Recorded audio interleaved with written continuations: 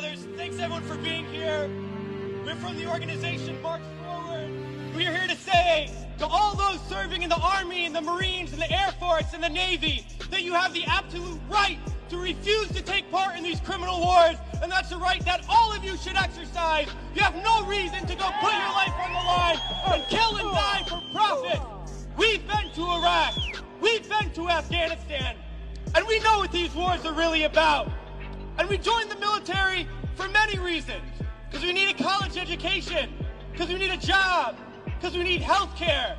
And then we joined the military, and they tell us that our enemies are poor people in caves in Afghanistan, or poor people in the deserts of Iraq. But we've been to those countries, and we know that our enemies are not other poor people abroad. Our enemies are the people that laid us off from our jobs, that denied us health care, that make it impossible to get an education. Our enemies are not in the poorest countries on the planet, but right here in the richest one. The occupations of Iraq and Afghanistan alone are costing over $700 million every single day. This is a crime every single day, while so many of us are hurting. Well, I think all of us here and the vast majority of people in this country would agree that we can spend $700 million a day better than bombing people that we have no reason to bomb. We can spend $700 million a day rebuilding those countries we've destroyed. We can spend $700 million a day caring for the veterans we get home when they get home, and then we can spend $700 million a day giving every single person health care, a college education, a job, and a livelihood, and a home. That's what we need to be spending our money on. But this government is not going to do that.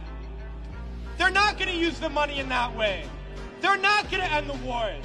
And they're not going to do it because it's not our government. It's their government. It's the government of the rich. It's the government of Wall Street, of the oil giants, of the defense contractors. It's their government, and the only language that they understand is shutting down business as usual. And that's what we're doing here today, and we're going to continue to do until these wars are over. It's crystal clear now that these wars are going to continue and expand and go into other countries. That is the trend. That is what we know, that there is perpetual war, and it's only going to stop if the people stand up and stop it. And that's what we're going to do, sisters and brothers. A lot of people ask me, what do we do? Because we all know things are bad. We all see the atrocities on TV. We read about it. We experience it. People always ask, what do I do? Because we always want to know what to do. Do we vote? Do we support a politician? Do we join an organization? What do we do?